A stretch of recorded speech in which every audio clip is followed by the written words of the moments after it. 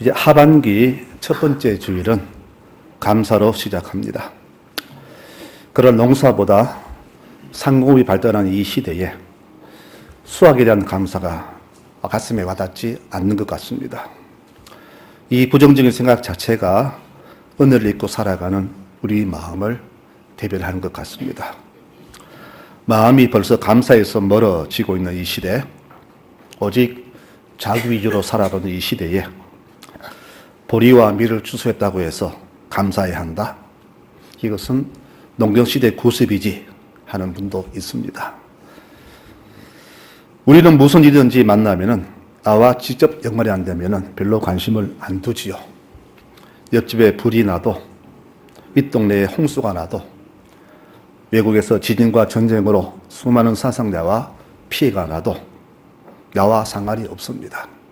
단지 기름값이 올라서 살기 힘들다라는 것만 생각하잖아요. 살 모자라면 수입하면 되지. 요새 살 남아 도는데 그것까지 감사해야 되나? 이런 말을 하는 경우를 자주 듣습니다. 아예 감사 자체를 생각지 않는 것 같습니다.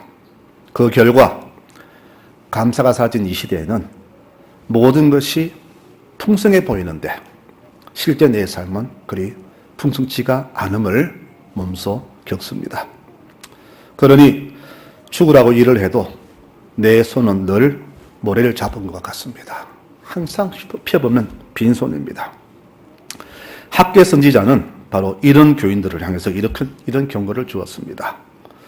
너희는 너희가 어떻게 살고 있는지 한번 살펴봐라.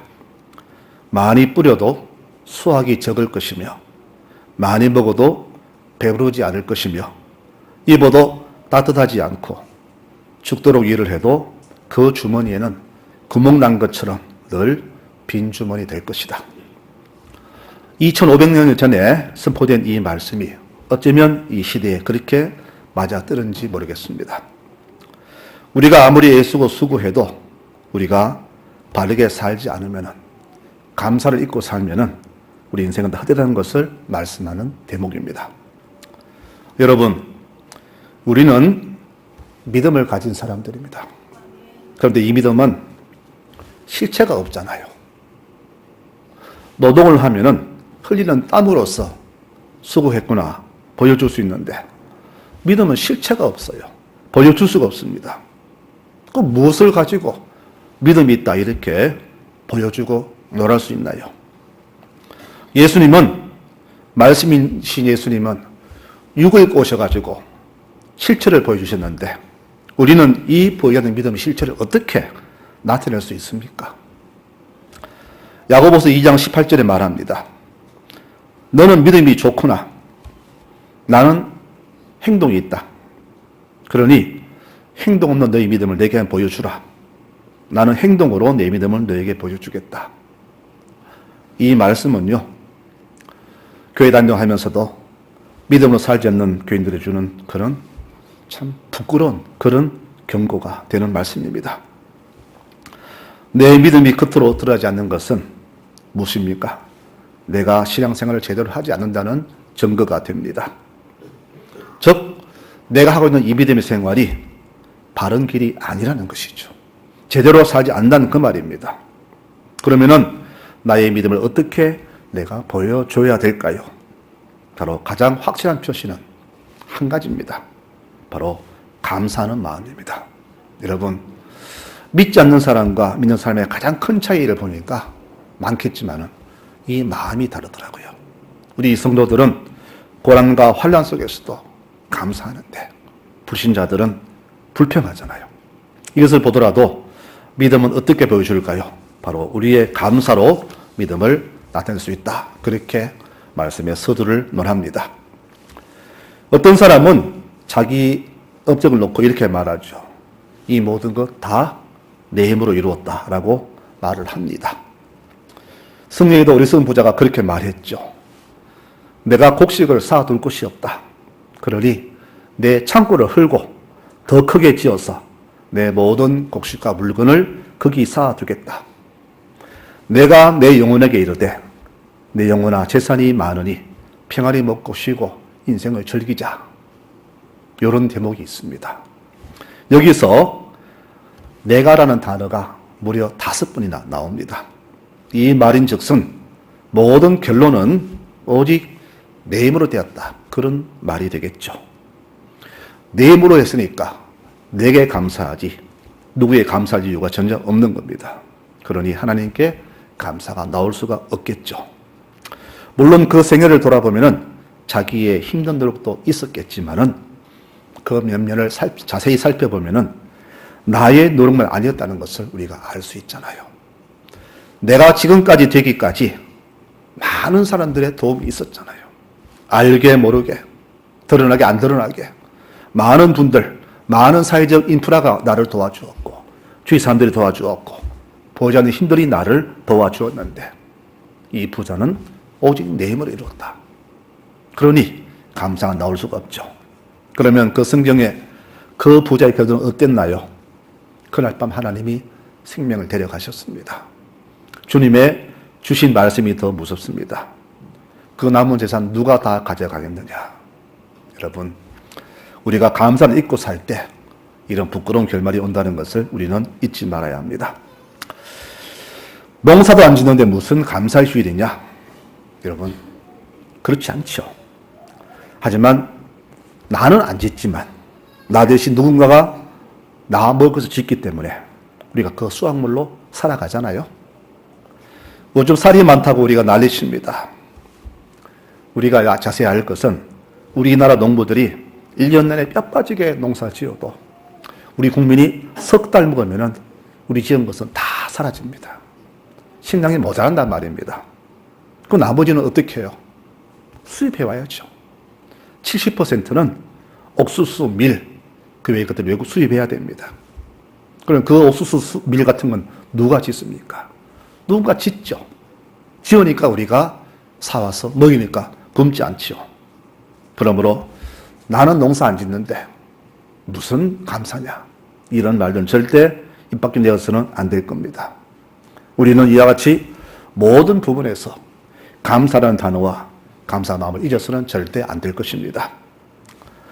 유달리 불평이 많은 사람이 있습니다. 만나면 불평해요. 회사 불평, 이웃 불평, 심지어 가족에도 불평하고 더 나아가 교회도 불평이 많습니다. 그 말만 들어보면은 그분은 평생 힘들게 사는 것 같아요. 근데 면면을 살펴보니까 그게 아니에요. 어느 누구보다 감사 조건이 많은 사람인데 그것을 보지 못하는 거예요. 그러니 늘 불평불만으로 살아감을 봅니다. 여러분, 그렇기 때문에 감사는요, 내 뜻과는 상관이 없이 감사함이 참된 감사가 아니겠습니까? 나는 감사를 몰랐었는데 돌아보니까 이게 감사였네. 나는 저것이 감사할 줄 몰랐었는데 가만 생각 저것이 내게 감사할 조건이었네. 바로 이게 감사가 아니겠습니까? 오늘 맥주전을 맞이해서 어떤 감사가 진짜 감사일까? 어떤 감사를 드려야 내가 믿음으로 내가 믿음이 있다는 것을 보여줄까? 오늘 한 2가지만 말씀을 드리려고 합니다. 첫째는요, 어려움 중에도 우리는 감사해야 합니다. 보통 사람들이 어려울 때 감사하지 않죠. 좋은 일 생겨야 감사합니다. 그러나 하나님이 받으시는 감사는 환난 중에도 드리는 감사입니다. 여러분, 그러므로 내 가정에, 내 삶에 어려움 닥칠 때, 힘들 때 오히려 하나님께 감사하시기 바랍니다. 그 감사가 바로 진짜 믿음의 표시입니다. 좋아서 하는 감사는 누구나 다 할 수 있죠. 그러나 환난 중에도 힘든 중에도 고난 중에도 내가 감사할 수 있다면 그 감사는 정말로 성숙한 감사요, 하나님이 받으실 그런 감사가 될 겁니다. 우리는 세상과는 달라야 됩니다. 그러면 그 다름의 기준은 무엇일까요? 바로 이 감사가 아니겠습니까? 교인들 중에도 믿음에 따라서 모습을 달리 볼 수 있어요. 믿음이 얕을수록 줬던 환경을 따집니다. 이래서 힘들고 저래서 힘들고. 그러나 믿음이 깊은 교인일수록 그분들에게 환경 여건은 전혀 감사의 문제가 되지 않습니다. 오히려 믿음이 깊은 분들은 아픔과 환난과 어려움 속에서 더 감사함을 봅니다. 바로 이런 감사가 최고의 감사가 아니겠습니까? 우리 모든 성도님들 모두가 살기 힘들다. 입버릇처럼 말을 하죠. 죽겠다 그러죠. 그러나 이럴수록 세상이 그렇게 죽겠다고 말할수록 우리 성도들은 오히려 반대로 감사하는 교인들 되시기 바랍니다. 하나님 이것도 감사합니다. 저것도 감사합니다. 이와 같이 여건 상황, 조건 상관없이 나를 나되게 하신 하나님께 감사하는 교들로 살아가시기를 축원합니다. 이것이 바로 내 믿음을 나타내는 하나님이 받으시는 그런 감사입니다. 두 번째는요, 내가 주님께 드릴 게 없어도 감사로 드리는 감사가 진짜 감사입니다. 예수님이 성전에서 헌금 장면을 보시다가 유독 한 사람을 주목하십니다. 바로 한 과부가 드리는 그 헌금 장면인데, 이 여인은 헌금이 너무 적어서 부끄러워서 남이 볼까 싶어서 손으로 가렸어. 이렇게 헌금함에 넣었습니다. 그리고는 급히 자리를 떠나갔습니다. 은혜는 큰데 드릴 게 너무 적어서 부끄럽단 말이죠. 그런데 부자들은 아주 거드름 피우면서 보란듯이 보이면서 많은 양의 헌금을 드렸죠. 주님 평가는 이랬습니다. 저 여인이 가장 많이 드렸다. 주님 보시는 것은 양이 아니죠. 우리의 정성이 담긴 그 눈물의 마음의 정성치를 보시는 겁니다. 부자들은 많은 중에서 일부분만 드렸지만은 저 여인은 자기 생활비 전부를 다 드렸다라고 칭찬합니다. 성경 보니까 겨우 동전 2개를 드렸다고 했습니다. 아마 지금 돈의 액수를 말 수 없지만은 제가 제일 부풀려도 그 드린 헌금의 양은 아마 소보루 빵 2개 정도 살 돈이 아니었을까, 저는 그렇게 예상이 됩니다. 그러나 이 드린 동전이 그날 자기와 자기 아들의 마지막 식사비였다면 우리는 이것을 어떻게 받아들여야 할까요? 주님 보신 것은 바로 이 가난하고 구차한 중에도 은혜에 감사하는 그 여인의 감사의 마음을 보신 겁니다. 그래서 이 여인이 가장 많이 드렸다, 그렇게 평가하신 겁니다. 끼니를 굶어가면서까지도 은혜 감사하는 그 마음이 바로 진정한 감사가 아니겠습니까? 요즘처럼 풍족하다 못해서 차고 넘치는 이 풍요의 시대에 우리의 감사 정신은 과연 이 여인보다 낫다고 보시나요? 감사에 인색한 사람의 핑계 많지요. 이래서 안 되고 저래서 안 되고 나는 드릴 게 별로 없다, 이런 핑계를 많이 댑니다. 과연 그럴까요? 결코 아닙니다. 동냥하는 거지도 마음만 먹으면 드릴 것은 다 있습니다. 우리는 아니잖아요. 근데 왜 못 드립니까? 은혜를 모르고 감사를 모르니까 드릴 게 없다라고 하는 겁니다. 요즘 우리는 너무 엄살이 심해졌습니다. 지금보다 더 못한 시절에도 이웃과는 정이 넘쳤고 함께 더불어 살아가려는 사랑이 넘치는 사회였었는데, 이상하게 그때보다 수백 배 더 풍족했었음에도 불구하고 우리는 모두 다 이기적으로 변했고요. 더불어 감사의 마음조차도 식어버렸습니다. 이게 어찌된 영문입니까? 왜 이렇게 되었을까요? 많이 주실수록 더 감사해야 되는데 왜 우리 감사가 더 좀 사라졌을까요? 깊이 묵상해 봤습니다. 제가 내린 결론은 바로 우리의 교만 때문입니다. 내가 다 했다는 겁니다. 내가 공부하고 내가 밤새워 일하고 내가 연구해서 다 됐다는 겁니다. 누구도 나를 돕지 않았다. 오직 내 힘과 내 능력으로 이뤘다는 겁니다. 바로 이 마음이 교만이죠. 이렇게 교만은 하나님의 사랑과 은혜와 이웃과 가족의 사랑마저도 부인하게 만듭니다. 신명기 8장에요, 이런 말씀을 주셨습니다. 하나님은 우리 조상들도 먹어보지 못한 만나를 이 광야에서 먹이셨다. 이렇게 하나님이 우리를 낮추시고 시험하신 것은 우리에게 많은 도움을 주기 위한 것이었다. 그러므로 우리는 우리의 힘과 능력으로 우리가 부유해졌다고 생각해서는 안 된다. 우리에게 부유해주는 능력을 주신 분이 하나님이심을 기억하자. 우리가 돈을 벌 수 있는 능력과 재능도 다 하나님이 주신 것이다. 이 사실을 잊어서는 안 된다라고 모세는 가나안 떠나기 직전에 바로 백성들에게 이렇게 당부를 했습니다. 즉 뭡니까? 출발도 마지막도 결론도 감사를 잊지 말라는 그런 말이 아니겠습니까? 우리가 바로 이 기본적인 진리만 알아도 결코 교만치 못할 것이며 나를 도우신 분은 오직 우리 하나님이심을 알고 영원히 감사할 수가 있을 것입니다. 여러분 그렇지 않습니까? 감사가 사라진 그 자리에는 누가 들어왔느냐? 어느샌가 불평과 불만과 상대와 비교함이 자리를 잡았습니다. 그 결과 우리의 삶도 점점 나락으로 떨어지는 삶 속에 있음을 느낍니다. 그러니 감사가 사라지니 내 삶도 점점 더 힘이 들어지는 겁니다. 제가 유심히 살펴본 결과요, 우리 삶에서 언제 감사가 나오지 않고 불평이 제일 심할까 살펴봤습니다. 우리 모두는 이렇게 말하지요.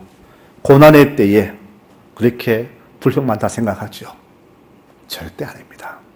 오히려요, 고난 때에 교인들도 감사함을 저는 많이 봅니다. 우리 교우들을 보면은 가정에 아픔이 있고 환란이 있고 힘든 일이 있을 때에 불평하지 않습니다. 기도합시다 하면서 오히려 더 감사함을 보고 기도함을 보았습니다. 그럼 언제 불평이 나올까요? 내가 모자랄 때가 아니라 차고 넘칠 때에, 편할 때, 풍족할 때 오히려 불평이 많더라고요. 왜 우리 집은 저 집보다 못하나? 왜 우리 애들은 저 애들보다 공부를 못하나?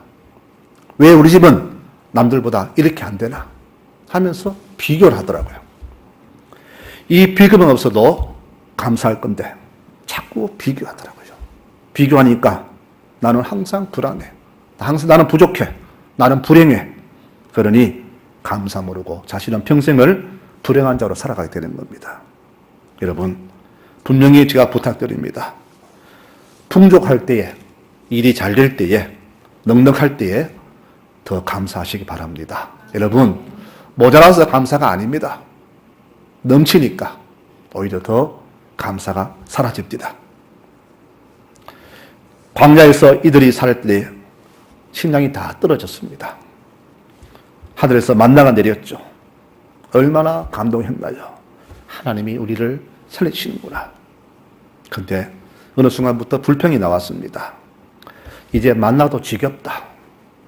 우리 요즘 사람 말 말하잖아요. 어찌 새끼 밥만 먹고 사노? 다른 것도 먹어야지. 다른 것도 해야지. 똑같은 불평입니다. 옛날에는 그래도 고기도 먹었고 내가 노예였지만은 음식만큼은 잘 먹었는데 이게 뭐냐? 불평이 나옵니다. 하나님 그거 들으시고 메추라기를 주셨죠. 무려 지상에서 1m로 쌓일 만큼 두껍게 메추를 몰아오셨습니다. 환호했죠. 근데 그 고기가 입에 씹히기 전에 하나님 진노가 내렸습니다. 성경이 이렇게 말합니다. 그들이 그 고기를 입 안에 넣고 씹기도 전에 여호와가 노하셔서 무서운 재앙으로 그들을 수없이 죽이셨다. 그래서 그곳을 탐욕의 무덤이라고 불렀다라고 성경은 그대로 전하고 있습니다. 이처럼 감사가 사라진 곳에는 오직 저주만이 있을 뿐입니다. 그러므로 성도 여러분, 상황과 여건에 따라서 감사와 불평이 나올 것이 아니라 그 반대로 어떤 여건에서도 감사만 드리는 우리 교우들이 되시길 바랍니다. 이게 바로 복받는 백성의 모습입니다.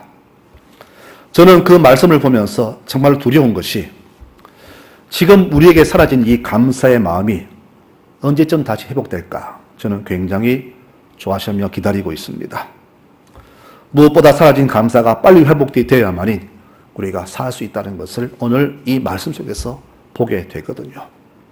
여러분, 불평했던 그들 때문에 1년이면 끝날 그 광야 생활을 40년도 했잖아요. 바로 불평으로. 이 불평이 40년간 사막생활을 하게 했습니다.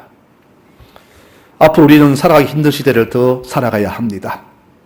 그러나 우리 믿는 자들은 이럴수록 이 성경 말씀 속에서 삶의 지혜를 찾아야 됩니다. 무엇일까요? 그 지혜는 바로 감사함으로 주를 대하는 겁니다. 여러분, 이들이 불평할 때에 저주가 나왔지만 감사할 때에 하늘의 축복은 차고 넘쳤습니다. 여러분, 불평 때는 진노가 내렸으나 감사할 때는 구름이 하늘을 가려주고 바로 불기둥이 사막에 뜨고 차가운 밤공기를 데펴 주었습니다.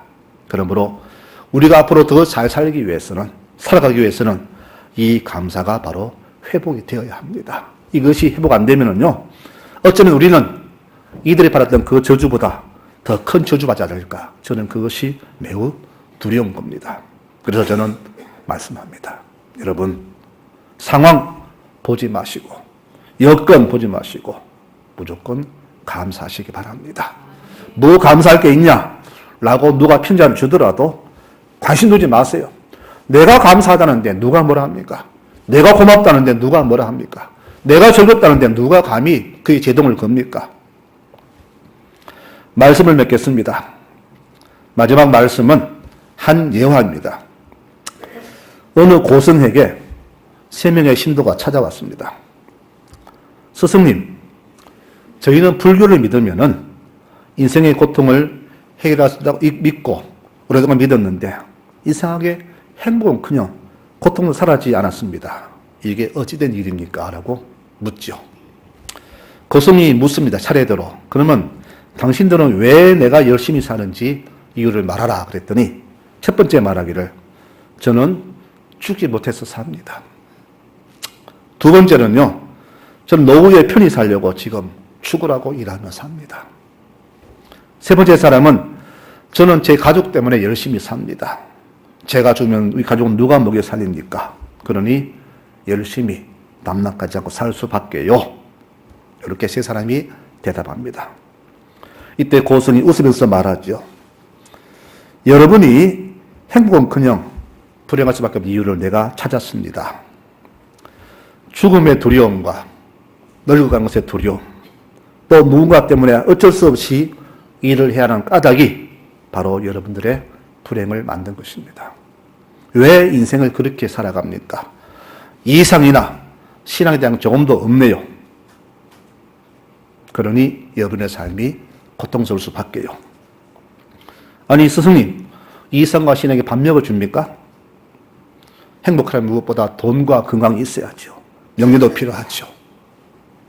아니 그렇다면 이 땅에서 명예와 권력 가진 사람들이 왜 불행하게 삽니까? 왜 그들은 감사가 없습니까? 왜 다 갖추었는데 왜 그들은 우울증에 걸리고 여전히 고통 속에 살아갑니까? 물었더니 세 사람 모두가 침묵했습니다. 우리 삶이 행복해지려면 늘 해오던 것에서 나의 생각과 태도를 분명히 바꿔야 됩니다. 이전에 불행이 내 삶을 좌우했다면 이제는 불행을 떠나보내고 감사가 내 삶을 좌우하도록 그렇게 나를 바꿔야 됩니다. 삶 자체가 안 변하면 절대 우리는 행복할 수가 없습니다. 우리에게 명예가 주어졌습니까? 명예는 나를 높이자는 게 아니라 바로 남을 위해 봉사할 때 그 명예가 비록 행복으로 바뀌고 사랑은 타인에게 나누어질 때 비록 그 사랑이 의미가 있지 않습니까? 돈을 많이 벌었습니까? 돈이 많습니까? 돈은 가진 것을 행복이 아니라 약한 자에게 베풀 때에 비로소 그 가치가 생긴다는 겁니다. 이렇게 내게 주신 모든 것들을 아름답게 잘 사용하는 것이 바로 이상적인 삶이고 이상과 신앙에 이끌리는 삶이 진정으로 행복한 삶이 아니겠습니까? 라고 노승이 그렇게 대답을 했습니다. 여러분, 제가 왜 하필이면 이 불교의 이야기를 제가 퍼왔을까요? 이렇게 불교 신자들도 이렇게 생각하는데 하나님 믿는 우리는 과연 어떻게 살아가고 있나요? 우리는 그들보다 더 나은가요? 아니잖아요. 물론 사는 상황은 다 똑같습니다. 거기서 거기입니다. 중간에 화려했지만 끝은 다 똑같잖아요. 그런데 우리는 이 증강 과정 속에서 왜 사는 것이 세상보다 더 못하고 추한 모습으로 살고 있는가 이 말입니다.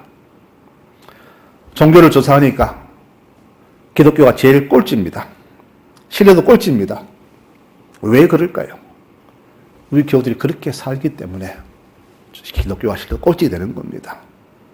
다른 어느 종교보다 교회가 사회봉사 많이 합니다. 많이 베풉니다. 드러나지 않아서 그렇지 교회가 가장 많이 사회봉사합니다. 그런데 왜 기독교가 조사하면 꼴찌 내려갈까요? 우리 성도들이, 교인들이 감사 있고 살아가기 때문에, 세상 못하기 때문에 그렇게 된 겁니다. 저들은 기독교회를 볼 때마다 무언가 다를 것이라 봤는데 다를 게 없거든요. 나보다 못하거든요. 그러니 그 신뢰도가 가장 바닥에 떨어진 겁니다. 여러분, 이 모습이 바로 감사보다 불평사라는 모습이 바로 우리의 모습이 드러낸 것이 아니겠습니까? 이제 우리 성도들 삶의 패턴을 바꿔야 됩니다. 어떻게 바꿀까요? 바로 내게 주신 것으로 감사하고 또 이것으로 이웃과 나누고 또 이를 통해서 하나님께 영광 돌리는 삶이 바로 삶으로 우리를 바꿔야 됩니다. 이게 바로 감사하는 사람의 삶의 태도입니다. 행복도 바로 이 감사함에서 유래가 되잖아요. 이런 감사가 바로 하나님 받으시는 진정한 감사가 될 것입니다. 하나님께서 바라시는 이러한 조건은 감사를 우리는 날마다 우리 삶에 올려드려야 될 겁니다. 시편 50편 23절에 감사함으로 예배를 드린 자가 나를 영원롭게 하나니 자기의 삶을 바르게 하는 자에게 내가 구원과 축복을 보여주겠다라고 말씀하셨습니다. 성도 여러분, 하늘 축복을 받고 싶으신가요? 그렇다면 감사하며 사시기 바랍니다. 무엇에나 감사하시기 바랍니다. 장사가 안 돼도, 사업이 안 돼도, 농사가 안 돼도, 성적이 떨어져도, 형편이 나아지지 않아도 감사하시기 바랍니다. 이 감사에 주께서 축복하시는 겁니다. 그래서 이 감사가 곧 믿음이고 믿음이 곧 감사가 되는 겁니다. 이렇게 감사한 사람, 믿음이 좋은 사람이요, 이 감사하는 성도가 하나님을 영원롭게 하는 그런 성도가 되는 겁니다. 여러분, 우리가 드릴 것은 오직 감사밖에 없습니다. 영원히 감사하시기 바랍니다. 평생을 감사하시기 바랍니다. 어디에 앉아있어도 어디에 가더라도 항상 감사하는 여러분 되시기 바랍니다. 이 감사가 바로 하나님을 영광스럽게 드리는 우리의 믿음의 고백이 될 것입니다. 이런 고백 살아가시는 믿음의 모든 교우들이 되시기를 축원합니다. 아멘.